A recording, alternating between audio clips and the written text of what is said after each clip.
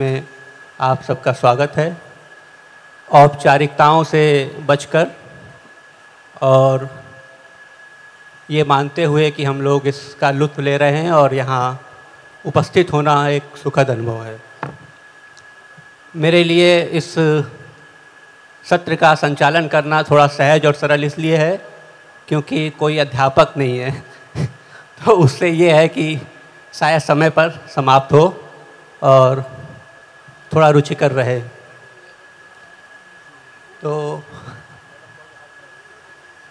आपसे ही शुरू करेंगे, तो मदला जी से ही हम शुरू करेंगे। और जैसा कि सत्र का विषय ऐसा है जिससे हर लेखक कभी न कभी गुजरता ही है, हिंदी लेखक का संशय, कैसी वर्जनाएं कितने भय।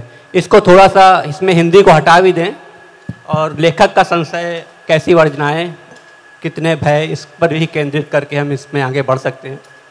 तो मृदुला जी से ही मेरा आग्रह है कि वो बताएं, बहैसियत साहित्यकार, हमारी समादृत कथाकारों में से एक हैं।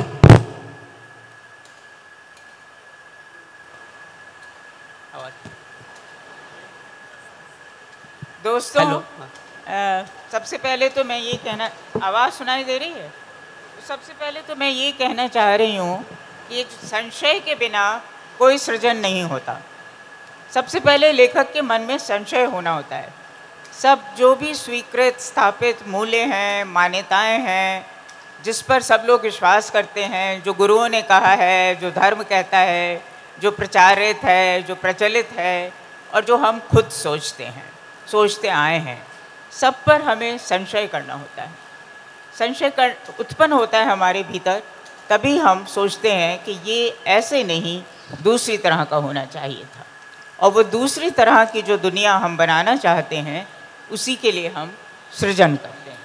तो संशय तो सकारात्मक होता है, उससे ही सृजन शुरू होता है। मगर अगर आप अपने संशय पर भी संशय करें, ठीक है, मगर अगर करते ही चले जाएं तो आप दुविधा में पड़ जाते हैं। और एक बार दुविधा होती है तो दुविधा जड़ हो जाते हैं और तभी वर्जना पैदा होती है।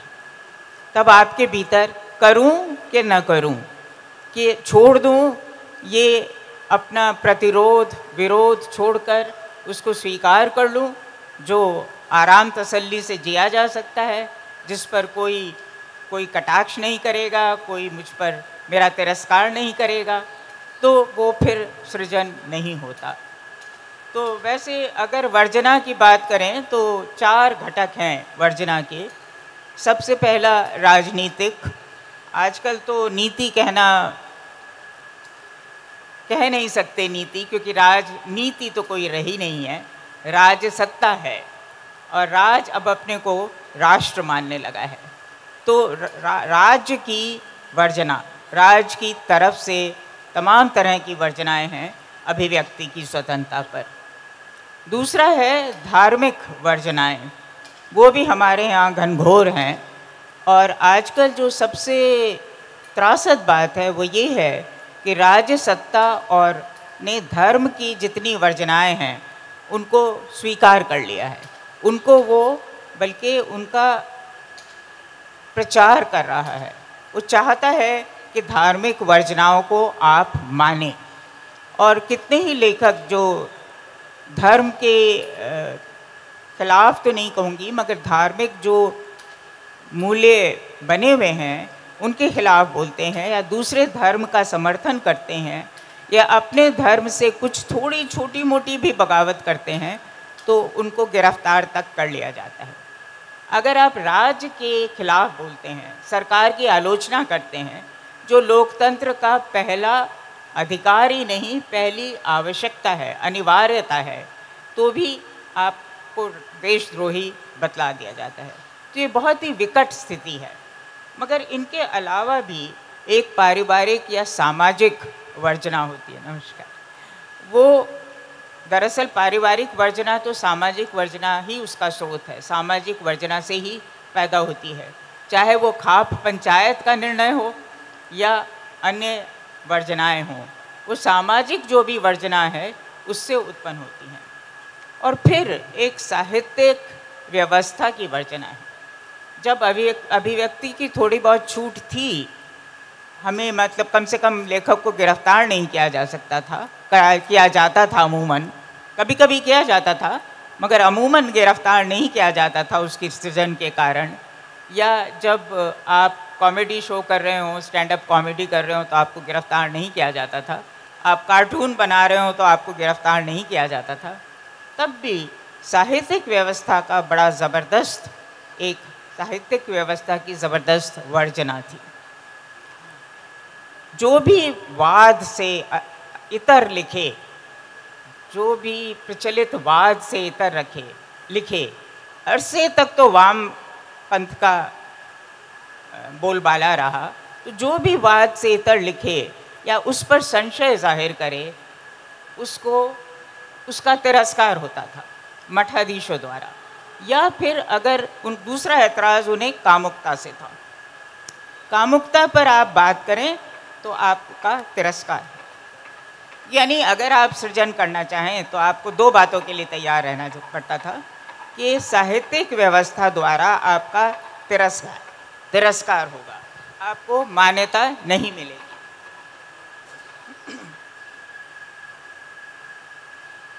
तो जो लेखक इस बात के लिए इस तिरस्कार के लिए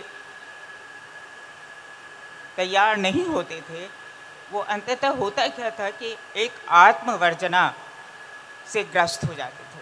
और वो सबसे भयानक है जब आप स्वयं अपने पर अंकुश लगाने लगें, तब आपके भीतर भय पैदा हो जाए कि आप कुछ भी कहने से डरें, कुछ भी लिखने से डरें, और चाहें कि जो आप लिखें वो आलोचक स्वीकार करें, उनको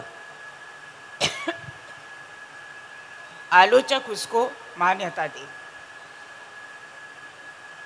तो मैं समझती हूँ कि इन्होंने कहा कि हिंदी निकाल दें, मगर हिंदी ज़रूरी है, क्योंकि हिंदी साहित्य में ये सबसे ज़्यादा प्रचलित रहा है और हम इसी दुविधा के शिकार रहे हैं और इसी आत्मवर्जना के शिकार रहे हैं। तो बारी बारी से बात करेंगे ना। शुक्रिया मल्ला जी, वो एक तरीके से आधार बन गया है बातचीत का। मल्ला जी ने जिन 4 तरीके की वर्जनाओं का उल्लेख किया और बताया कि राजसत्ता की वर्जना, धार्मिक वर्जना, सामाजिक पारिवारिक और साहित्यिक आत्मवर्जना। अखिलेश जी हमारे बीच हैं, जो कथाकार और तद्भव के संपादक के रूप में उनका काम है। तो अखिलेश जी से जो मेरा सवाल है विषय के साथ साथ वो ये है कि अखिलेश जी ने कहानियाँ तो लंबी और चिट्ठी जैसी बहुत लोकप्रिय कहानी लिखी है, और भी श्रृंखला जैसी कहानी जिसको जब हम पढ़ते हैं तो आज का विषय एक नई तरह से खुलता है हम पर। लेकिन यहाँ मेरा सवाल अखिलेश जी ने जो संस्मरण लिखे हैं उससे थोड़ा संबंधित है, और बहुत लंबे संस्मरण देवी प्रसाद त्रिपाठी पर सर का संस्मरण है अक्ष किताब में, देवी प्रसाद देवी त्रिपाठी पर, तो वो पढ़ा है। और तो ये मैंने जानना चाह रहा था कि संस्मरणकार के रूप में अखिलेश जी से मेरा सवाल है कि जब वो जीवित व्यक्तियों पर संस्मरण लिखना कितना कठिन होता है, और या जब वो नहीं रहते हैं तो इसमें किस तरह के भय सामने आते हैं, अगर वो भय हैं तो, नहीं है तो भी बताएं।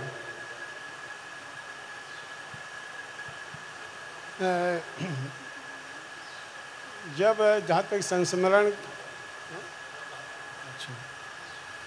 जो अविनाश जी आपका प्रश्न है संस्मरण लेखन के बारे में, तो मुझे लगता है कि जब एक लेखक अगर ईमानदारी से संस्मरण लिख रहा है तो उसके दिमाग में ये नहीं होना चाहिए कि वो जीवित व्यक्ति पर लिख रहा है या मृत व्यक्ति पर या दिवंगत व्यक्ति पर लिख रहा है। वो तो लिख रहा है, उसकी कुछ स्मृतियाँ होती हैं, कुछ उसके तजुर्बे होते हैं, उनको वो लिपिबद्ध करता है। दूसरी बात कि अगर आप किसी दिवंगत व्यक्ति पर भी लिख रहे हैं तो आप लिखते तो हैं दिवंगत व्यक्ति पर, लेकिन ऐसा तो है नहीं कि केवल जब किसी पर लिखते हैं तो उसी का जीवन रहता है। एक व्यक्ति का जीवन बहुत सारे लोगों के जीवन के साथ नत्थी होता है, उसमें बहुत सारे लोग शामिल होते हैं। तो कोई मान लीजिए हमारे बीच नहीं है, लेकिन उससे जुड़े हुए, या आप किसी घटना को लिखते हैं जैसे मैंने श्रीलाल शुक्ल जी पर लिखा, तो श्रीलाल शुक्ल जी पर लिखा, वो अपना जन्मदिन मनाते थे और बहुत सारी उसकी यादें हम सब लोगों के मन में हैं। 31 दिसंबर को मनाते थे वो, तो वो उसमें बहुत सारे लेखक हिंदी के जो भी लखनऊ में थे सब शामिल होते थे। तो अगर एक लेखक झूठ बोलेगा, वो कोई उसमें लिबर्टी लेगा कि वो हमारे बीच नहीं है, तो उसमें एक गढ़ंत, एक गल्प डाल दे, तो तुरंत जो लोग उपस्थित थे वो उसे पकड़ लेंगे। तो इसलिए मुझे लगता है कि इसमें कोई वर्जना, कोई भय, ये एक लेखक की आत्यंतिक ऑनेस्टी होती है कि वह जो लिखे सच लिखे। और अगर ऑनेस्टी नहीं है उसके भीतर, तो वो दिवंगत पर लिखे या जीवित पर। मान लीजिए जीवित पर ही आपने उसकी प्रशंसा में ऐसे ऐसे किस्से जो झूठे हैं, तो वो भी खंडन करने नहीं आएगा। वो कहेगा कि हाँ भाई ये तो बड़ी सही बात लिखी है, चूँकि उसके अनुकूल वो चीज़ें पढ़ती हैं। और मान लीजिए अगर आपने सत्य लिख दिया जो उसके खिलाफ है, तो वो कह सकता है कि आपने झूठ लिखा है।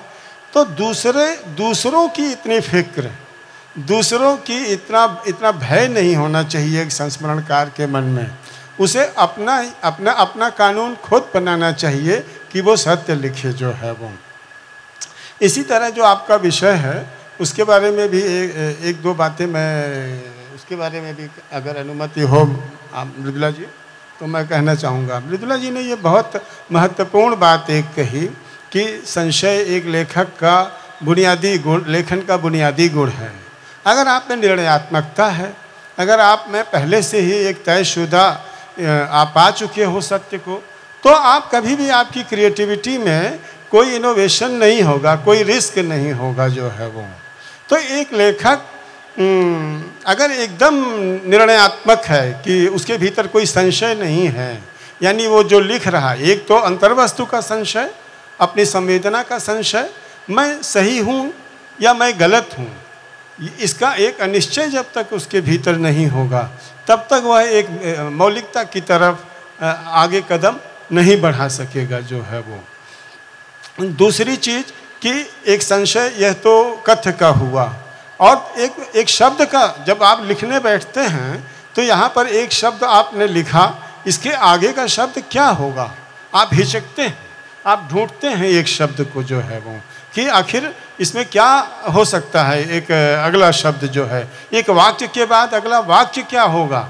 अगर आपका ये चेतना नहीं है, आपको कोई पशुपेश आपके भीतर नहीं है, तो आप एक प्रदत्त लेखन जो है, जो परंपरा से चला आ रहा है, वैसी ही भाषा आप लिखेंगे, वैसा ही गद्य लिखेंगे, वैसा ही शिल्प बनाएंगे। और हमेशा कथ्य ही शिल्प और भाषा का निर्माण नहीं करता है। भाषा और शिल्प की नवीनता जो है वह भी आपको एक नए कथ्य की तरफ ले जाती है।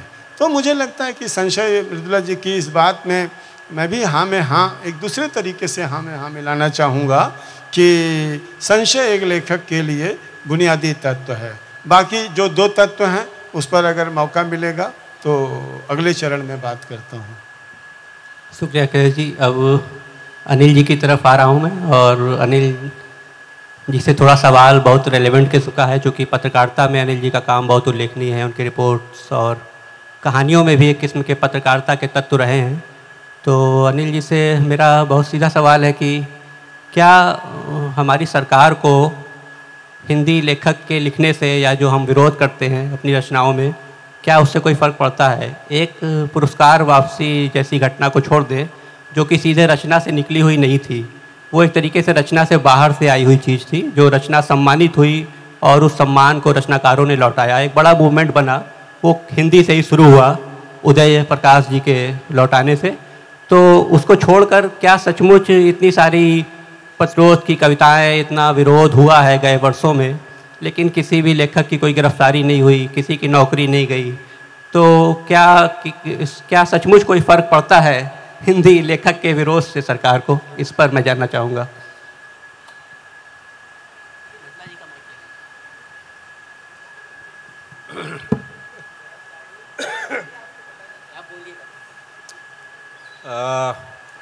बड़ा अजीब सा सवाल है, लेकिन ये कहीं न कहीं जा कर के संशय, वर्जना और भय से जुड़ता है, तो मैं उसके उस हिस्से पे बात करूंगा। मैं ये तो नहीं कहूँगा कि हिंदी में कुछ ऐसा लिखा ही नहीं जा रहा है कि सरकार उसका नोटिस ले और लेखक को गिरफ्तार करे या प्रताड़ित करे, ये मैं नहीं कहूँगा। हिंदी में बहुत कुछ औसत, बहुत कुछ बेकार, बहुत कुछ आत्ममुग्ध, बहुत कुछ चौपट लिखा जा रहा है, लेकिन बहुत कुछ अच्छा भी लिखा जा रहा है। कभी कभी मैं कल्पना करता हूँ कि अगर हिंदी में जो कुछ लिखा जा रहा है उसको अंग्रेजी में अनुवाद किया जाए और मैं उसको अंग्रेजी के जो क्लासिक्स हैं उसके बरक्स रख के देखूं तो कैसी तस्वीर बनती। तो कम से कम अभी 10-15 किताबें तो हैं हिंदी में जो मुझे लगता है कि कोई बहुत अंतर नहीं, विश्व क्लासिक के कैटेगरी की किताबें हैं।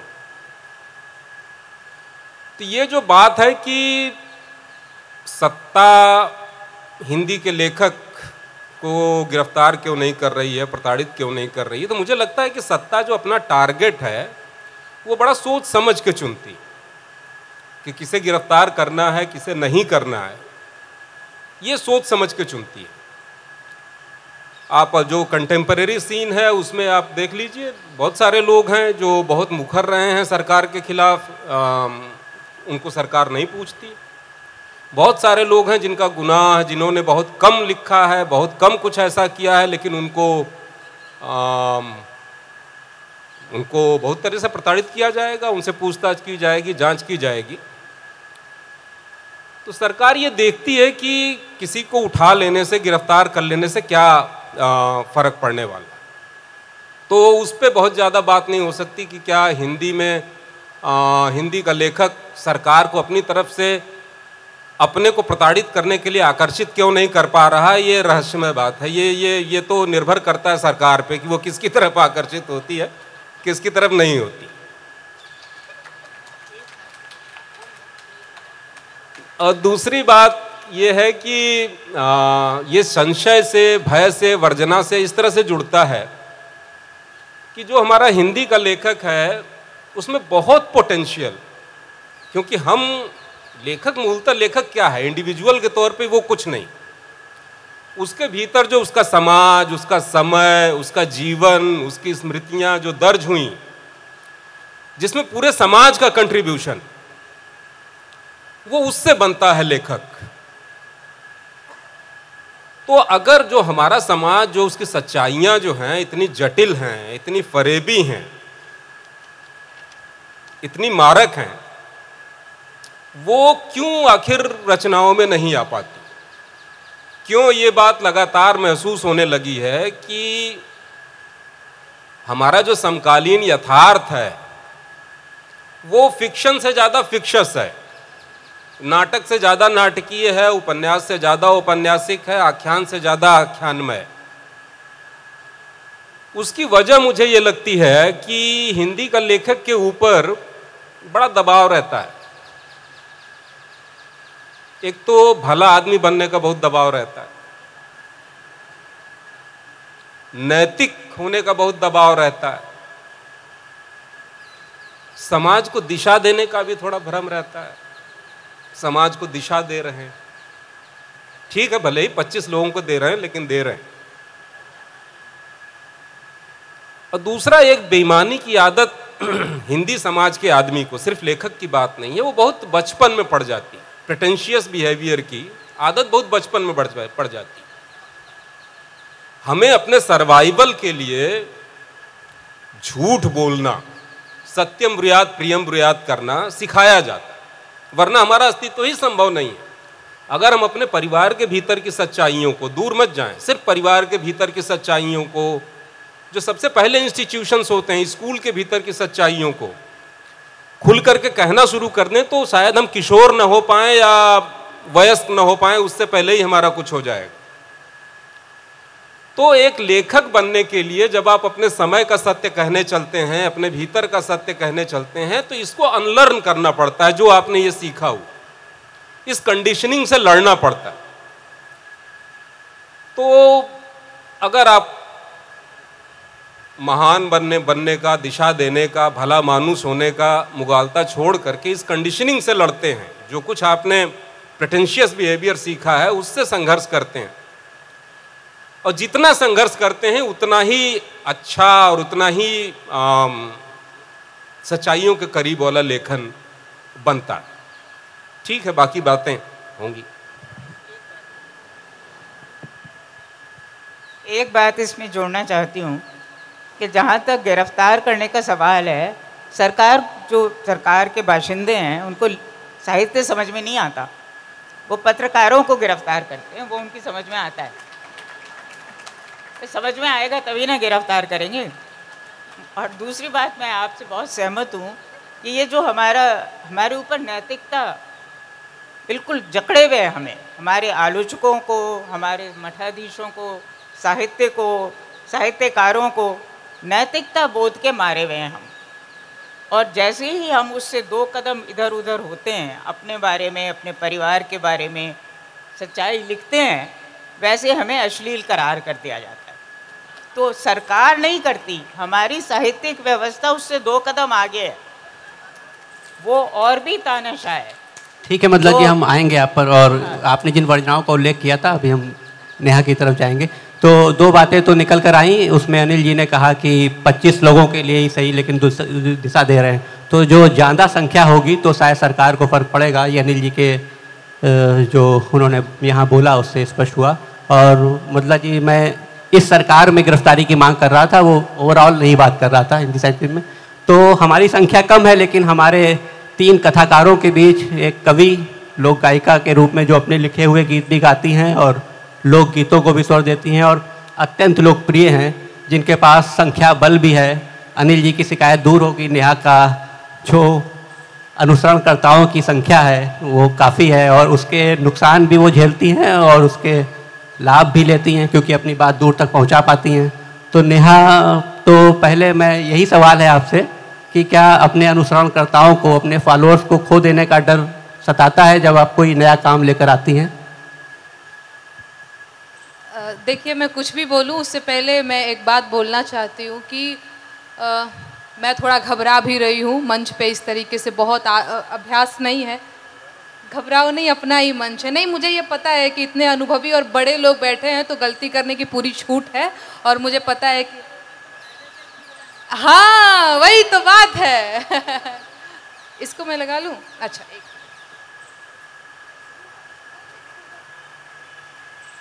भैया कैसे लगाऊं मैं समझ नहीं पा रही हूँ।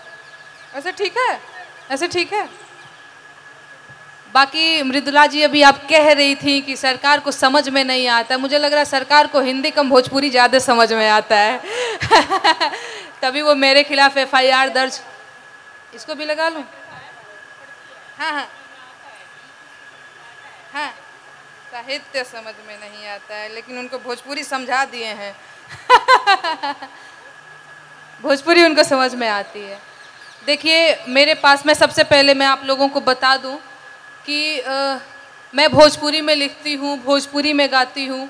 सच बात यह है कि मुझे बिल्कुल नहीं पता था लिखना क्या होता है, और गाना वैसे ही कोई बहुत प्रशिक्षण नहीं लिया हुआ है, तो उसका भी बहुत आइडिया मुझे नहीं था। अभी आप लोग जो कुछ भी बातें कर रहे हैं, मैं बड़ी ध्यान से सुन रही हूँ कि एक शब्द भी मिस ना हो जाए जो मेरे को समझ में ही नहीं आए कि बोला क्या जा रहा है। तो मुझे लगता है मैं 2020 से मैंने लिखना शुरू किया है। मैं भोजपुरी में लिखती हूँ। मैं अपनी ही बात बोलूँगी, अविनाश जी, है ना। बहुत ऐसा कुछ मेरे पास नहीं है। एक तो इतनी छोटी हूँ, अनुभव के नाम पे मेरे पास इतना भी बहुत कुछ है नहीं, जो अपनी ही चीज़ें मैं बताती हूँ। 2020 में जब मैंने लिखने एक गीत लिखा स्वच्छ भारत मिशन को लेकर के। अच्छा, मैं बेरोजगारी के गीत लिखती हूँ, महंगाई के गीत लिखती हूँ, मैं किसानों के गीत लिखती हूँ, शोषितों वंचितों के गीत लिखती हूँ, महिलाओं के गीत लिखती हूँ। अच्छा, आप लोगों ने भोजपुरी में ऐसे गीत मुझे लगता है कम सुने होंगे, क्योंकि भोजपुरी में ज़्यादा अभी चोली और घाघरा ही बनता है। वो अलग बात है कि चोली घाघरा गाने वाले आज सांसद विधायक बन गए और वो मेरे खिलाफ FIR करते रहते हैं और मुझे बताते रहते हैं कि कल की आई लड़की बड़ा अपने आप को नेता बन रही है। तो मैंने एक गीत लिखा था, हमरा प्रेम के निशानी दिखाई द पिया, शौचालय बनाई द पिया ना। शौचालय बनाने को लेकर के, क्योंकि मैंने गांव में देखा है कि हाँ भाई, जिनके घर में शौचालय है वो तो ठीक है, बहुतों के घर में अभी भी शौचालय वगैरह नहीं है, तो वो एक रोड है उसी पे शाम को सुबह को लोटा लेकर के सभी जा रहे हैं। तो पता नहीं, मुझे नहीं पता, मैंने बीएससी किया हुआ है, ना मुझे हिंदी की उतनी समझ है, मुझे नहीं पता। वो एक दिन बस मेरे मन में गीत आया और मैंने लिखा, और बिल्कुल मैंने नहीं सोचा कि जो मैं लिख रही हूँ उसका क्या होगा आगे परिणाम, लोगों को पसंद आएगा नहीं आएगा, बिना कुछ सोचे और बिना किसी संशय और वर्जना जो आप कह रहे हैं, बिना उसका लोड लिए मैंने बस ऐसे ही जो देखा वो हूबहू लिखा और गाया। तो लोगों ने बड़ा उसको पसंद किया कि हाँ भाई ठीक है, तुम ठीक लिख रही हो, ठीक गा रही हो। लेकिन परेशानी तब हो गई, अच्छा तब भी मैं कितनी छोटी सी थी, मैं समझती ही नहीं थी। तो ये तो चलिए ठीक है, यहाँ तक तो ठीक था मामला। लेकिन जब मैंने बेरोजगारी पे गीत लिखा, जब मैंने महंगाई पे गीत लिखना शुरू किया, तब जाकर के असल समस्या शुरू हुआ। अच्छा, मैं गीत सोशल मीडिया पे अपलोड करती हूँ, तो सोशल मीडिया पे अलग तरीके से आपको प्यार भी मिलता है और गाली भी मिलती है। चलिए ठीक है, बिल्कुल ये एकदम ठीक बात है, मैं भी आलोचना करती हूँ, तो मैं ये समझती हूँ कि आलोचना होते रहना चाहिए, ये लोकतंत्र का साबुन है, सबकी धुलाई होती रहनी चाहिए, मेरी भी होती रहनी चाहिए। लेकिन आलोचना और एक ट्रोल में बड़ा फ़र्क है, जो मुझे समझ में आया, जो मैंने सोशल मीडिया पे देखा कि हाँ भाई भर भर के लोग गाली दे रहे हैं और ये सारी चीज़ें, तो ये एकदम सही बात है कि उससे आदमी हतोत्साहित होता है, फिर उसको लगता है कि मैंने जो विषय चुना है वो ठीक चुना है कि नहीं। क्या सच में हमें बेरोजगारी पे गीत नहीं लिखना चाहिए सिर्फ इसलिए कि सरकार जो है हमें नोटिस भेज देगी, या फिर सरकार जो है हमारे खिलाफ FIR दर्ज कर देगी, या कुछ लोग आकर के हमको धमकी दे जाएंगे सोशल मीडिया पे। हाँ, तो ये मुझे लगता है कि चीज़ें होती हैं, पर एक जो लेखक है ना, एक जो कवि है, मैं बहुत नहीं समझती हूँ, फिर भी मैं जो अपने आप को समझती हूँ, मैं इतना समझती हूँ कि वो दुनिया जहान का बहुत लोड नहीं लेता है भाई। इतना लोड लेगा, इतना दबाव लेगा तो लिख कुछ पाएगा नहीं। और लेखक अपना काम कर रहा है, वो कोई, हाँ वो कोई पान थोड़ी बना रहा है कि थोड़ा कत्था मिला देते हैं, थोड़ा ब्रास और डाल देते हैं, थोड़ा चूना बढ़ा के डाल देते हैं, या कोई वो मसालेदार सब्जी नहीं बना रहा है कि उसमें एक्सपेरिमेंट कर लेना है उसको कि थोड़ा ये वाला मसाला डाल के देखते हैं ये वाला बिकेगा। अरे वो अपना काम कर रहा है। कितनी FIR है आपके ऊपर? मेरे ऊपर? ओह अच्छा, मुझे सुनाई ही नहीं दिया। मेरे ऊपर देखिए अभी MP में 4 FIR दर्ज हुआ है। 4 मतलब मेरे लिए भी बड़ा शॉकिंग है। 3 FIR दर्ज था। एक दिन मैं सुबह जगी तो मेरे ससुर जी जो है चाय के साथ वो पेपर कटिंग भेजे, बेटा देखो इंदौर में भी हो गया है, ये चौथा है, इसको भी रख लो। हाँ, MP में 4 है और UP में जौनपुर में मेरे खिलाफ एक FIR है। फिर नोटिस भेजा गया जो कानपुर में कांड हुआ था वो दीक्षित परिवार के साथ, तो उस पर मैंने UP में काबा करके गीत लिखा। तो है, होता रहता है मेरे यही, इसीलिए ये भय की बात इससे रिलेटेड थी जो FIR से सवाल मैंने नेहा से पूछा। तो मैं अखिलेश जी की तरफ एक बार फिर लौट रहा हूँ। वो अखिलेश जी से जो मेरा प्रश्न है वो मृदुला जी से भी है और अनिल जी से भी है और नेहा से भी है।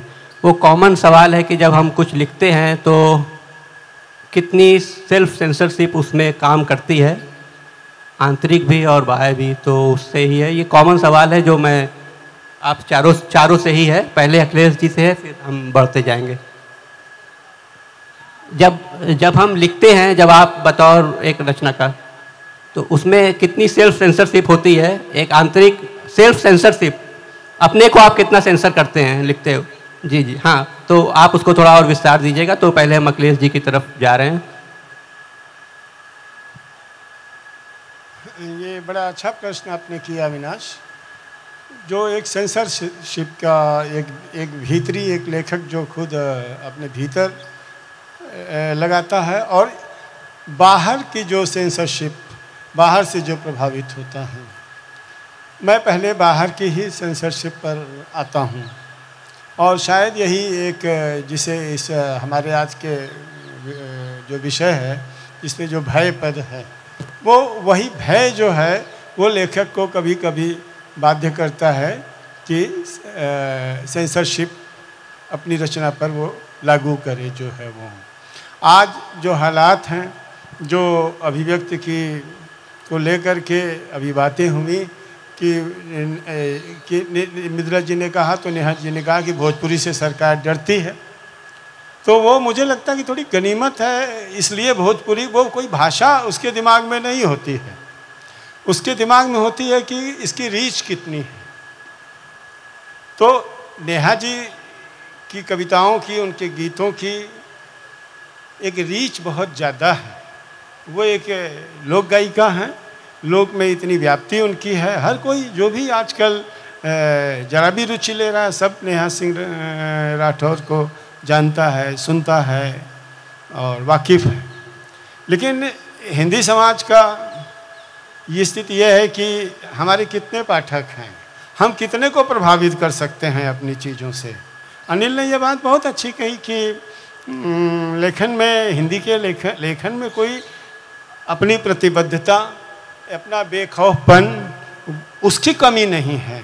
शायद हिंदी के बहुतायत लेखक, ज़्यादा से ज़्यादा लेखक एक प्रतिपक्ष के लेखक हैं और उनकी अवधारणाओं पर, उनकी वैचारिकी पर, उनके प्रतिरोध पर आप कोई संशय नहीं करना चाहेंगे। लेकिन रीच नहीं है।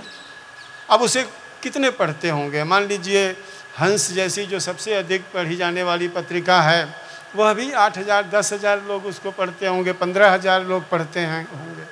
तो सरकार इससे नहीं डरती है कि आप क्या लिख रहे हैं। और सरकार अगर नहीं, मान लीजिए सरकार, जैसे मृदुला जी ने कहा, वो समझती नहीं हिंदी साहित्य को, उसको समझने की ज़रूरत नहीं है। पुलिस वाले को समझने की ज़रूरत नहीं है। जैसे नेहा सिंह राठौर पर 4 FIR हो गया, तो जो समझदार लोग हैं वो FIR कर देंगे। उनके मुखबिर बने घूम रहे हैं, उनको बहुत सारी चीज़ें मालूम हैं, तो वो बता देते हैं। उनका थिंक टैंक है, उसमें पढ़े लिखे लोग भी हैं, वो इन्फॉर्म भेदिया हो जाएंगे, वो बता देंगे। लेकिन असली चीज़ें, उनका काम नहीं बिगड़ रहा है। हिंदी लेखक जो कहानियाँ लिख रहा है, उपन्यास लिख रहा है, कविताएं लिख रहा है, तो उनका कोई काम नहीं बिगड़ रहा है। तो जेल नहीं जा रहे हैं। लेकिन और अभी एक दिन वीरेन जी यहाँ पर बैठे हैं, तो मैं उनसे एक दिन हंसी मजाक में कह रहा था कि मान लीजिए एक चुनाव और होने दीजिए, शायद कोई प्रकाशक किताब छापे, धड़ाधड़ किताबें छपनी शुरू हो जाएंगी कि जेल में अपना जीवन कैसे सुघड़ ढंग से बिताएं, जेल का वक्त कैसे काटें, जेल में स्वस्थ रहने के 100 सूत्र, ऐसी किताबें बिकने लगेंगी। तो ये इस गफलत में हम लोग न रहें कि आज अगर चैन से हैं, या हम प्रतिरोध भी कर ले रहे हैं, हस्तक्षेप भी कर ले रहे हैं, सोशल मीडिया पर अपने 5,000, अधिकतम 5,000 फ्रेंड्स के बीच पूरी क्रांति भी कर दे रहे हैं और कोई बिगड़ नहीं रहा है। इससे अच्छा क्या है? इससे अच्छा प्रतिरोध, इससे अच्छा बेखौफपन क्या होगा कि आप एक क्रांतिकारी भी बन रहे हैं और कोई नुकसान नहीं उठा रहे हैं। लेकिन एक जो दूसरी तरह के भय होते हैं, भय दो तरफा होता है। एक तो ये होता है कि भाई भावनाएं एक लेखक लिखता है और वो कई बार मर्यादाओं को तोड़ता है, भाषा के जरिए तोड़ता है। और इसमें बहुत सारे सुचितावादी लोग हैं, मान लीजिए काम प्रसंग हैं, और यह जो लोग जैसे बोलते हैं, काशीनाथ जी ने लिखा, राही मासूम रजा ने लिखा। अब कोई आदमी, एक दौर था ये सब लोग गालियाँ, एक भद्दी भद्दी जिसे कहते हैं कि एक डायरेक्ट गालियाँ अपनी रचनाओं में लिखी। लेकिन आज मेरे ख्याल से और कुछ भी नहीं हुआ, वो हमारे सम्मानित लेखक बने हुए हैं। लेकिन आज कब किसकी भावनाएं आहत हो जाएं और कब भारतीय संस्कृति लहूलुहान हो जाए, उसकी शुद्धता में खटमंडल पैदा हो जाए, तो ये एक भय लेखक के भीतर बना रहता है। और हिंदी लेखक आज अगर उसके ऊपर एक केस हो जाए, अभी मैं आज ही या कल मैं किसी से बात कर रहा था कि मान लीजिए मैं हिंदी का लेखक हूँ और मेरे ऊपर एक राष्ट्रद्रोह का केस हो जाए, और राष्ट्रद्रोह का केस हो गया और गिरफ्तारी हो जाए, और अस्वाभाविक नहीं, जो मैं संपादकीय लिखता हूँ, रचनाओं में लिखता हूँ, तो हो जाएगा। लेकिन एक पत्रकार, जैसा मृदुला जी ने कहा कि भाई पत्रकार लोग गिरफ्तार होते हैं, लेखक भी गिरफ्तार होगा, आज नहीं कल होगा। लेकिन एक पत्रकारों का जो दायरा, एक संपर्क जो दिल्ली के पत्रकारों का होता है, आज अगर ये हिंदी का एक लेखक, प्रतापगढ़ जौनपुर ज़िले का लेखक या आरा जिले का कोई लेखक कवि है, अगर वो राष्ट्रद्रोह के आरोप में सुप्रीम कोर्ट तक घसीटा जाएगा, गिरफ्तार हो जाएगा, उसके पास सुप्रीम कोर्ट में मुकदमा लड़ने का भी पैसा नहीं होगा। सब मध्यवर्गीय लोग होंगे, उसकी रेंज नहीं है, वो कहाँ से लड़ेगा। लेखन में न पैसा है न यश है। तो एक दूसरी तरह का ये भी भय रहता है कि भाई कल क्या होगा अगर ऐसा, मैं जेन्युइनली बता रहा हूँ जो मैं फील करता हूँ, खुद मैंने इसको महसूस किया। मुझे लगता था कि अगर मान लीजिए अभी पुरकायस्थ की जगह पर मान लीजिए मेरी गिरफ्तारी हो जाती, तो मैं तो वकील भी तय करने की स्थिति में नहीं हूँ, एक अच्छा वकील खड़ा कर सकूँ, तो क्या होगा, जीवन नष्ट हो जाएगा। तो एक इस तरह का प्रेशर रहता है लेखक के दुनिया में। लेकिन दूसरी तरफ उसकी सेंसरशिप कहें, एक लेखक की जो सेंसरशिप होती है वो कई बार बाह्य जो सेंसरशिप है उसके विखंडन की सेंसरशिप होती है कि बाहर अगर हमें अपमानित करेगा, सत्ता और शक्ति केंद्र अगर हमें रोक रहा है कि ऐसा मत करो, उसका खौफ हमें रोक रहा है कि ऐसा मत करो, तो कहीं लेखक का जो सेंसरशिप है तो कहेगा कि नहीं यही करो। और इसी जिद की प्रक्रिया में जो है ये हिंदी में आज भी प्रतिरोध का साहित्य जो है वो केंद्रीय स्वर बना हुआ है। आज भी आप फासिज्म पर जो वर्णवादी व्यवस्था में जो वर्चस्व की सत्ता है उसके खिलाफ, ये पुरुष वर्चस्व के खिलाफ जितनी भी सत्ताएं हो सकती हैं उन सारी वर्चस्वशाली सत्ताओं के खिलाफ हमारे हिंदी में एक प्रतिरोध का लेखन हो रहा है। और जो लेखक और कई बार लेकिन वो भय तो रहता ही है कि कहीं पॉलिटिकली इनकरेक्ट, अगर मान लीजिए वो एक सोचता है कि भाई कोई मैं ऐसी बात कहना चाहता हूँ कि कोई स्त्री को या कोई एक किसी अस्मिता को जो है वो ठेस पहुँचा सकती है, लेकिन अपने अनुभव से मान लीजिए वो पहुँच रहा है वहाँ पर, तो लिखते समय एक ये दबाव तो रहता है, तमाम लेखकों के भीतर रहता है और वो सेंसरशिप लागू करता है अपने भीतर लेखक कि कहीं मैं पॉलिटिकली इनकरेक्ट ना हो जाऊं। इस प्रक्रिया में कई बार उसकी रचनात्मकता, उसकी सृजनशीलता वह भी आहत होती है। और कई बार इसी सेंसरशिप की प्रक्रिया में एक बड़ी महान रचनाएँ एक बड़े बड़े शिल्प का आविष्कार भी करती हैं कि जब आपके भीतर होगा कि भाई ये मुझे अपनी बात भी कहनी है और बचे भी रहना है, और तो उसी प्रक्रिया में एक बहुत सारे नए नए शिल्प का आविष्कार भी होता है। जैसे अभी मैं इनके गीत बैठी हैं नेहा जी, मैं इन्हीं की चर्चा करूंगा चूँकि इनका सब लोग परिचित हैं, सभी लोग इनका सुने हैं, तो मैं इनके सुनता मुझे लगा भाई ये क्या है इनकी विशेषता। तो इनकी विशेषता मुझे ये लगी कि बड़ी ही कटु बातें ये कहती हैं, लेकिन इतने तरन्नुम में कहती हैं जैसे कोई मधुर बात कह रही हों, और इतना गा गा करके इतनी लयात्मकता के साथ कि जैसे कोई बड़ी तारीफ कर रही हों, कोई बड़ा राग गा रही हों, लेकिन बड़ा ही खतरनाक बातें करती हैं ये। तो इन्होंने एक शिल्प, ये शिल्प जो है ये आविष्कृत हुआ अपने ढंग से, ये शिल्प जो है इन्होंने निर्मित किया। तो हमेशा सेंसरशिप कई बार उसका एक बाई प्रोडक्ट के रूप में फ़ायदा भी होता है, लेकिन ये ऐसा है कि एक इंटरनल सेंसरशिप और एक बाहरी सेंसरशिप दोनों के दबाव के बीच लेकर पिस रहा है। शुक्रिया अखिलेश जी, बहुत ढंग से आपने बताया। तो यही सवाल है मतलब जी आपसे भी, थोड़ा आप संक्षिप्त रखिएगा, अखिलेश जी ने काफ़ी विस्तार में बता दिया है। आवाज़ आ रही है? अच्छा, एक बात मैं सबसे पहले, इससे पहले कि भूल जाऊं, जो लोकगीत की बात है, जो नेहा की पॉपुलैरिटी और उसके साथ साथ उसकी गिरफ्तारी का बायस बनती है, वो हमेशा से हमारे लोक गायन में, हमेशा से हमारा लोक गायन नैतिकता के विरुद्ध रहा है। वो जो बातें कहते थे इतनी अश्लील होती थी कि वो सभ्य समाज उसको बर्दाश्त नहीं कर सकता था।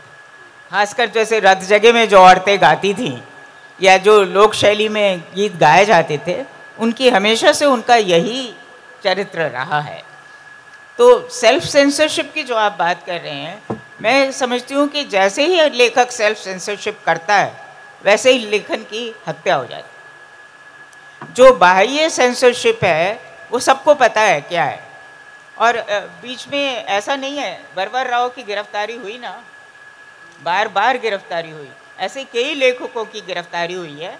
हिंदी का लेखक मुझे कोई याद नहीं आ रहा इस समय जिसकी गिरफ्तारी हुई हो, मेरी तो दूसरे कारणों से हुई थी, तो उसको छोड़ दें। तो ये जो राजनीतिक विद्रोह के कारण अगर गिरफ्तारी हुई है तो हुई है ना वरवर राव की। वरवर राव को बार बार गिरफ्तार किया गया, कभी उनके खिलाफ जो भी था मुकदमा वो साबित नहीं हुआ, हमेशा झूठा साबित हुआ, फिर भी बरसों बरस वो जेल में रहे। तो ये इस तरह के जो यूपीए वगैरह के कानून हैं वो ये नहीं देखते कि आपने क्या लिखा क्या करा, वो ये देखते हैं कि आप हमें कहीं नुकसान तो नहीं पहुंचा रहे, आपके कितने लोग आपकी बात सुन रहे हैं। तो उस हिसाब से आपने बिल्कुल ठीक कहा कि साहित्य कम लोग पढ़ते हैं। जब साहित्यिक सत्ता खुद आपके खिलाफ खड़ी हो जाए तब ज़रूर है कि वो सरकार को मना सकती है इस बात के लिए कि आपको वो प्रताड़ित करे या गिरफ्तार करे या कुछ भी करे। तो मैं समझती हूँ कि सेल्फ सेंसरशिप होते ही, आत्मवर्जना होते ही लेखक की मौत हो जाती है। वो लेखक नहीं रहता, वो और कुछ भी हो वो लेखक नहीं रहता। दलाल हो सकता है, वो मुखबिर हो सकता है जैसा आपने कहा, या वो प्रचारक हो सकता है। बहुत सारे लेखक प्रचारक ही होते हैं। मगर उसके साथ मैं एक बात जो मुझे बहुत ज़रूरी लगती है कहनी, कि जैसे हमारे यहाँ जातिवाद शुरू से रहा है, और मैं मानती हूँ कि जिस संस्कृति में जातिवाद हो उसमें लोकतंत्र हो ही नहीं सकता, असंभव है। क्योंकि असमानता और असहिष्णुता और क्रूरता उसके मूल में बसी हुई है। हम बाहर से आए हुए लोगों के साथ बहुत सहिष्णु थे। जैसे हिंदुस्तान अकेला देश है जिसने यहूदियों पर अत्याचार नहीं किया। पारसी आए, हमने उनको खुले हाथ लिया। क्यों? क्योंकि वो साधना संपन्न लोग थे, उन्होंने यहाँ के उद्योग लगाए, उन्होंने काम किया, इसलिए उनसे हमारी कोई लड़ाई नहीं थी। जो हमारे यहाँ के साधनहीन 60%, जिनको हम निचली जाति कहते थे अब दलित कहने लगे, तो उनको हमने भरपूर उनकी प्रताड़ना की, उनका तिरस्कार किया, उनके साथ क्रूरतम अमानवीय व्यवहार किया। मगर साहित्य ने नहीं किया। साहित्य ने दलित पात्र गढ़े, सवर्णों ने भी गढ़े। भले दलित अब कहें कि नहीं सिर्फ दलित लिख सकते हैं दलितों पर, जो मैं बहुत गलत मानती हूँ कि सिर्फ स्त्री पर लिख सकती है, बल्कि स्त्री पुरुषों पर बेहतर लिखती है। एक पुरुष स्त्री पर बेहतर लिखता है, क्योंकि जितने लगाव के साथ एक स्त्री पुरुष को जानती है और पुरुष स्त्री को जानता है, उतने लगाव के साथ कोई स्त्री दूसरी स्त्री को नहीं जानती। इसलिए एक स्त्री पुरुष के ऊपर बेहतर लिख सकती है, ज़्यादा आंतरिकरण करके लिख सकती है। और फिर परकाया प्रवेश तो लेखन का एक मूल सत्व है। तो उसी लिए जो आत्मवर्जना न हो, आप परकाया प्रवेश कर सकें तो आप सब पर लिख सकते हैं। तो ये एक हिंदी लेखन की मैं समझती हूँ कि बहुत बड़ी गुणवत्ता रही है कि जातिवाद कितना भी भयंकर फैला हुआ हो, उसकी हमेशा भर्त्सना की है लेखकों ने। पात्र भी गढ़े हैं, परकाया प्रवेश भी किया है, और दलित पात्रों पर खुलकर लिखा है और इसके खिलाफ लिखा है। ये दूसरी बात है कि कुछ बदला नहीं। वो तो यूं तो एक दलित ने ही हमारा संविधान बनाया ना, बाबा साहब अम्बेडकर ने। कितनी अजीब बात है कि एक ऐसा देश है जिसमें जातिवाद चलता चला आ रहा है सदियों से, वहाँ एक दलित हमारा संविधान बनाता है और उस संविधान से देश चलता है। तो यही मैं समझती हूँ हिंदी लेखक भी करता रहा है कि वो खुद को सवर्ण नहीं मानकर दलित में परकाया प्रवेश करके उसके बारे में लिखा है। बस एक ही पुरुष बस स्त्री में परकाया प्रवेश नहीं कर पाए और बहुत ख़राब लेखन स्त्री पर होता रहा है। एक दो को छोड़ दीजिए आप, एक दो लेखकों को, अज्ञेय को छोड़ दीजिए या जैनेन्द्र को कुछ हद तक छोड़ दीजिए। जैनेन्द्र भी बहुत अपनी मनमानी करते थे, मगर कुछ हद तक छोड़ दें तो स्त्री को नहीं समझा पुरुष लेखक ने।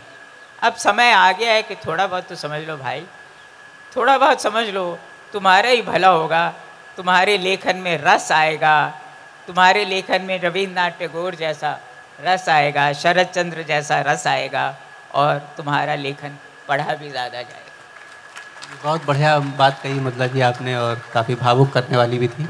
अनिल जी की तरफ ही है, आप माइक रखें मत, हाथ में लिए रहें। वही सवाल है आपसे।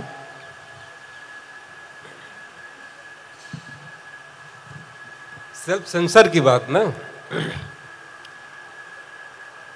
तो हम लोग जिस समाज में, मैंने जैसा कि पहले कहा कि लेखक कोई अपने आप में बहुत अलग विलक्षण महान चीज नहीं है,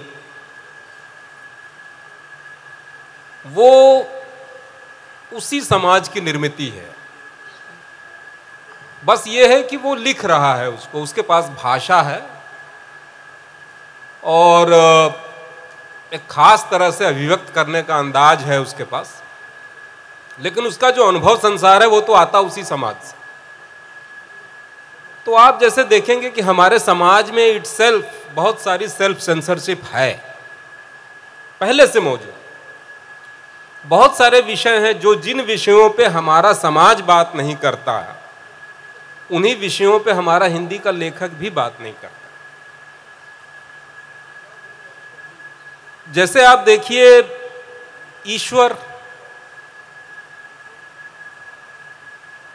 आप देखेंगे कि अभी 30 साल पहले तक, 35 साल पहले तक ईश्वर की आलोचना एक बहुत बढ़िया काम हुआ करता था हिंदी साहित्य की मुख्य धारा में। आप भगवत शरण उपाध्याय की किताब पढ़ें, इतिहास के छींटे खून के पन्नों पर, या सरिता में एक नियमित कॉलम था हिंदू समाज के पथभ्रष्टक तुलसीदास, या राजेंद्र यादव के ही संपादकीय तुम्हारे गले में किसकी आवाज है, संसार का पहला आतंकवादी। तो धर्म की आलोचना एक बहुत ही बुनियादी चीज हुआ करती थी। दूसरी बात है कि लोक जीवन में भी आप देखें कि हर गांव में एक न एक कोई ऐसा सामाजिक विद्रोही बुढ़ा मिल जाता था जो कहता था कि ये तुम्हारा जो रामकृष्ण वाला धर्म है वो हम नहीं मानते, हम फलाने से गुरमुख हुए हैं और हम अलग, हमारा है कुछ हिसाब किताब। ऐसे ऐसे लोग भी देखने को मिल जाते थे कि जिनकी मनौती नहीं पूरा हुई तो पता चला उन्होंने शंकर भगवान को 2 डंडा मारा। फिर उसके बाद मेरे सामने की, मेरे देखे की घटना है कि एक फौजी ने विंध्याचल में, जो देवी है विंध्याचल माता, उनको गोली मार दी, उनका मूर्ति तोड़ दी थी गोली मार के। तो ये अब, लेकिन आप देखेंगे वही कि जैसा अखिलेश जी कह रहे हैं कि बहुत जल्दी लोग आहत हो जाते हैं। तो ये धर्म को क्यों नहीं क्रिटिसाइज किया जाना चाहिए? एक ऐसी चीज जो हमारे जिंदगी को, सामाजिक व्यवस्था को और अब तो राजनीतिक व्यवस्था को भी नियंत्रित करने लगी है, तो इसकी आलोचना क्यों नहीं की जानी चाहिए? ईश्वर एक विचार ही तो है, और ये ईश्वर के विचारों में भिन्नता से ही तो इतने धर्म बने। अगर सबका ईश्वर मालिक एक होता तो इतने सारे धर्म क्यों बनते? एक धर्म बन जाता, काम चल जाता। तो अगर ईश्वर के विचारों पे भिन्नता धर्म गुरु रख सकते हैं तो एक लेखक क्यों नहीं रख सकता? तो एक तो यह है कि ये सेल्फ सेंसरशिप है कि लेखक इधर डरा है और धर्म ईश्वर की आलोचना से वो बचता है। दूसरा मैं देखता हूं कि सेक्सुअलिटी एक बड़ा इशू है और हमारा समाज सेक्स के बारे में बात करने से हमेशा से बचता रहा, और उसके बजाय बहुत बनावटी और बहुत झूठी और पाखंडी बातें करने का आदी रहा है और उसको महिमा मंडित करने का आदी रहा।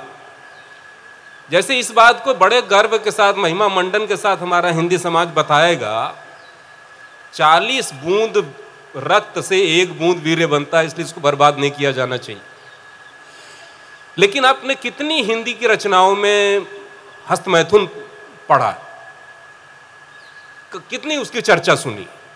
इंसेस्ट हमारे यहाँ बहुत कॉमन है, हमारे यहाँ पीडोफाइल्स बहुत हैं, हमारे यहाँ परिवार के भीतर अनैतिक संबंध बहुत हैं, जो कि हम अखबारों में, चैनलों में देखते हैं। तो सेक्सुअलिटी एक दूसरी बड़ी चीज है जो हमारे यहाँ वर्जना है, उसके बारे में नहीं बात की जाती है। और इसके पीछे वही है कि जो हिंदी का लेखक है उसको लगता है कि फिर हमको कोई महान नहीं कहेगा, लोग कहेंगे कि किस किस तरह की चीजें लिखते हैं, हस्तमैथुन के बारे में लिखता है। लेकिन अच्छी बात यह है कि ये जो हिपोक्रेटिक स्थिति है ये अब बदल रही है, और कम से कम लड़कियां, महिलाएं इसके बारे में, जैसे पीरियड्स के बारे में बात होना अब बहुत कॉमन हो गया, खूब बात हो रही। और मुझे उम्मीद है कि ये आज नहीं कल, मुझे लगता है कि पुरुषों से पहले महिलाएं सेक्सुअलिटी को और जेंडर से जुड़ी हुई चीज़ों को साहित्य में ले आएंगी, ऐसा मुझे लगता है, क्योंकि वो ज़्यादा उसके साथ सहज हैं, ज़्यादा हिम्मती हैं और पुरुषों की तुलना में कम पाखंडी हैं। पुरुष तो अपने ईगो के कारण परेशान। तो ये एक दूसरी बात। तीसरी बात, पॉलिटिकल करेक्ट होने के चक्कर में भी बहुत सारी सेंसरशिप, और मुझे तो कभी कभी ऐसा लगता है कि हिंदी के लेखक की जो विफलता है वो कम्युनिस्ट और सोशलिस्ट पार्टियों की कम्युनिस्ट पार्टियों की विफलता जैसी विफलता है। कम्युनिस्टों ने क्या किया कि पॉलिटिकली एक आइडियोलॉजी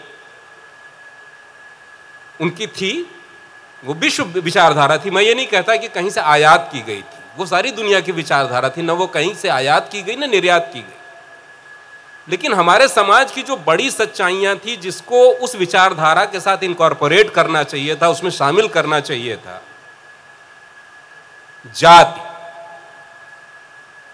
उसको अपनी विचारधारा में उन्हें शामिल करना चाहिए था। वो वर्ग वर्ग वर्ग की बात करते रहे और उनके पीछे का जो मास था, जनता थी, उसको जाति वाले ले उड़े। दलित कांशीराम, मायावती और रामविलास ले गए, और जो उनकी पिजेंट्री थी, किसान था, उसको लालू और मुलायम जैसे नेता ले गए। ये इसलिए हो पाया कि जो हमारे यहाँ की एक बड़ी सच्चाई थी जाति, उसको कम्युनिस्टों ने जानबूझ के उसकी उपेक्षा की, अवहेलना की और उसको क्लास के क्लासिकल विश्लेषण के नीचे दबाए रखा। तो इसी तरह से हमारा हिंदी का लेखक पॉलिटिकली करेक्ट होने के चक्कर में, नैतिक, सभ्य और महान होने के चक्कर में, जो उसके आसपास के ऐसे अंतर्विरोध हैं जो खुद उसको परेशान करते रहते हैं, खुद जिससे उसका जीवन तबाह हुआ रहता है, उसकी अनदेखी करता है। और ये भी तथ्य काम करता है कि अब तक ऐसा लिखा गया, अब तक ऐसा कहा गया, उससे मैं कैसे अलग चला जाऊं। अगर मैं उससे अलग चला गया तो मेरे लिखे को क्या साहित्य माना जाएगा? मेरे लिखे को क्या अपनी ही प्रशंसा का भी बंदी हो जाता है लेखक जो सेल्फ सेंसरशिप का काम करता है? एक किताब हमने लिखी, वो अभी कोई देश है महाराज, उसको बहुत लोकप्रियता मिली। अब हम हाथ पे हाथ रख के डर के मारे बैठ जाएं कि अब हम जो है उससे इतर कुछ नहीं लिखें, जो कुछ भी लिखेंगे वैसा ही होना चाहिए, नहीं तो हम और कुछ लिखेंगे ही नहीं। तो ये भी एक सेंसरशिप है। तो ये हमारे यहाँ वाकई सेल्फ सेंसरशिप की समस्या हिंदी लेखक के साथ तो है, लेकिन मुझे ऐसा लगता है कि जो नई पीढ़ी है वो पुरानी पीढ़ी की तुलना में कम हिपोक्रेट है, और अब उसके पास हिपोक्रेट बनने के इतने अवसर भी नहीं। उसको जिस तरह के प्रश्नों से उसका सामना है वो अस्तित्व के प्रश्न, मतलब उसके जिंदा और मरने के प्रश्न हैं। जैसे क्लाइमेट का ही सवाल है, हवा ही इतनी जहरीली हो जाएगी तो आप बने रहो हिपोक्रेट, आप उसको बताते रहो सस्य शामिला महान भारत भूमि। आपको कहना पड़ेगा कि ये महान भारत भूमि है, लेकिन यहाँ की हवा इतनी जहरीली हो चुकी है कि अब बच्चे स्कूलों में छुट्टी कर दी जाती है, स्कूल नहीं जा पाते। तो उन सच्चाइयाँ, वो सच्चाइयाँ देर सवेर आएंगी, मुझे ऐसा उम्मीद है।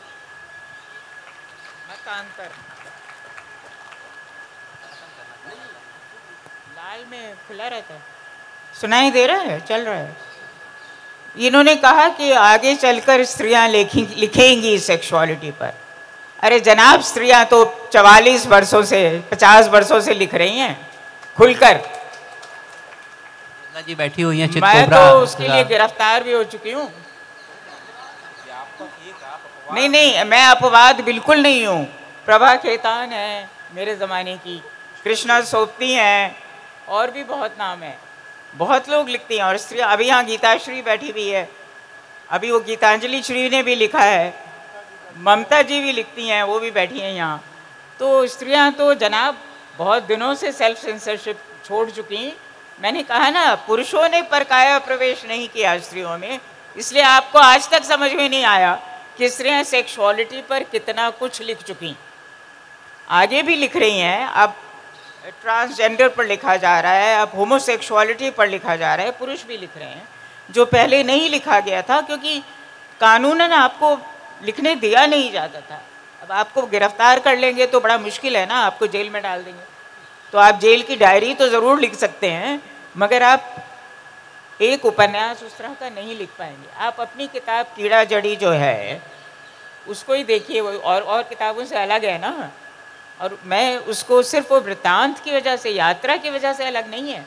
आपने वो गांव के जो चरित्र पात्र लिए हैं, वो आपने एक पहाड़ी गांव के लिए, मगर वो किसी भी गांव के हो सकते हैं, उनको आपने जीवंत किया है, तो परकाया प्रवेश किया है ना। तो वैसे ही स्त्रियों में भी कर सकते हैं। अब जो सेक्सुअलिटी की बातें हैं वो कहते हुए हम नहीं डरते, पुरुष डरते हैं, क्योंकि पुरुष सत्ता में है, स्त्री नहीं है। पुरुष को अपनी सत्ता कायम रखनी है, इसलिए वो पॉलिटिकली करेक्ट रहता है। स्त्री के पास सत्ता ही नहीं है तो उनको पॉलिटिकली करेक्ट रहने की ज़रूरत ही नहीं है। ठीक है मदला जी, अब हम आपसे ख़त्म करना चाहते थे इस प्रतिवाद के साथ, लेकिन बिल्कुल सही समय पर आपने स्वयं किया। तो नेहा के पास लौटते हैं, बहुत देर से चुप हैं। और इस सवाल सिर्फ सेंसरशिप का था और थोड़ा आपकी रचना प्रक्रिया से उसको जोड़ लेते हैं कि लिखते हुए क्या डर होते हैं, और आप चाहें तो कुछ सुना भी सकती हैं उससे जुड़ा हुआ चीज़। नहीं, मैं बिल्कुल सुना सकती हूँ। अच्छा, अभी जो आप लोगों के बीच बात हो रही थी, मुझे बहुत कुछ मैं सीख पा रही थी। एक चीज़ जो मृदुला मैम, मुझे जो समझ में आया, अनिल सर के बात से मैं सहमत हूँ, वो ये बात कि हाँ, स्त्रियों, आपने कहा कि महिलाएं भी लिख रही हैं, महिलाएं ही लिख रही हैं। अच्छा चलिए ठीक है, लेकिन मैं जिस समाज से आती हूँ, मैं यूपी बिहार से हूँ, और मुझे ऐसा महसूस हुआ है। हाँ अच्छा, आप भी वहीं से हैं, तो हाँ मुझे ऐसा लगता है, मैं पिछले 1 साल से चाइल्ड अब्यूज़ पे लिखने की कोशिश कर रही हूँ भोजपुरी में। लेकिन ये एकदम ठीक बात है कि पता नहीं, परिवार का दबाव, समाज का दबाव। अच्छा, जिस मेरी सहेली के साथ ऐसा कुछ हुआ है, तो मुझे लगता है कि लोगों को ये पता है कि गिन के मेरी एक सहेली है, अगर मैं कुछ लिखूंगी तो गांव वालों को तो पता ही चल जाएगा कि इसी के बारे में लिखा गया है। तो एक वो दबाव महसूस तो होता है, ये एकदम ठीक बात है। दूसरी बात क्या है ना, कि हम महिलाएं जब इन मुद्दों पे ऐसे मुखर होकर के बोलने का सोचते हैं ना, तो हमें लगता है कि हमारे कैरेक्टर पे कोई उंगली उठा देगा, तो एक वो भय रहता है। बाकी हाँ, मतलब कोशिश तो की ही जानी चाहिए, और ये सारी चीज़ें नहीं होनी चाहिए। बड़ी आदर्श की बात हो गई कि नहीं होनी चाहिए, पर ये चीज़ें होती हैं मैम, डर लगता है। तो खैर, आपने गीत सुनाने की बात कही, तो मैं आप ही लोगों से पूछना चाहूँगी कि मैं कौन सा गीत सुनाऊँ। और देखिए, सच बात यह है कि मुझे सच में बोलना थोड़ा कम आता है। अब ऐसे लोग बैठे हो तो मुझे सुनना अच्छा लगता है महाराज। बाकी मैं गीत लिखती हूँ और गाती हूँ, तो अगर आप लोगों के मन में कुछ गीत हो तो मैं बताइए, अपनी मर्जी से सुना दूँ? ठीक ठीक ठीक। देखिए, अपनी मर्जी से तो मैं संविधान गीत सुनाना चाहूँगी, सबसे रद्दी गीत। अरे महाराज, मैं अश्लील गीत नहीं गाती हूँ, वो लहंगा चोली वाले हम नहीं है मैडम। लोग लो हमरा के अश्लील गीत का है। हाँ, इनकरेक्ट,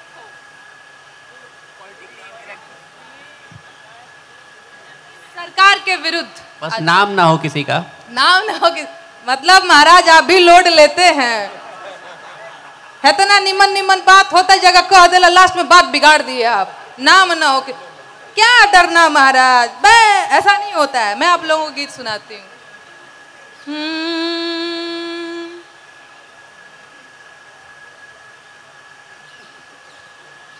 एक बेरोजगारी का गीत सुनाती हूँ। मैं खड़े होके सुनाऊँ क्या, है ना? अपना घर लग रहा है मैं उसी के घर आई। सुनाओ सुनाओ, ऐसे मैं कर रही हूँ। अरे एमटेक बीटेक डिग्री लेके बबुआ बेचे ले तरकारी, अरे बाप के रुपया भइल जियान, नौकरी मिलल नाही सरकारी, बाबूजी देवे रोजगारी, सुनाए बाबा कल की अवतारी, सुनाए बाबा कल की अवतारी। खाली दाढ़ी बढ़ावे, खाली फोटो खिंचावे, करते हैं जुमलेबाजी, अरे बनेल खुद के विश्व गुरु ए जी, ऐसे हैं सैया जी। देखिए, इतना इलीट बनने से काम नहीं चलेगा, और थोड़ा हाथ वाथ खोलिए और ताली वाली बजाइए, अच्छा लगेगा। नहीं तो हम आप लोगों से ज़्यादा आलसी हैं, बस बता नहीं रहे हैं। खाली दाढ़ी बढ़ावे, खाली फोटो खिंचावे, करते हैं जुमलेबाजी। अरे बनेल खुद के विश्व गुरु जी, ऐसे हैं सैया जी।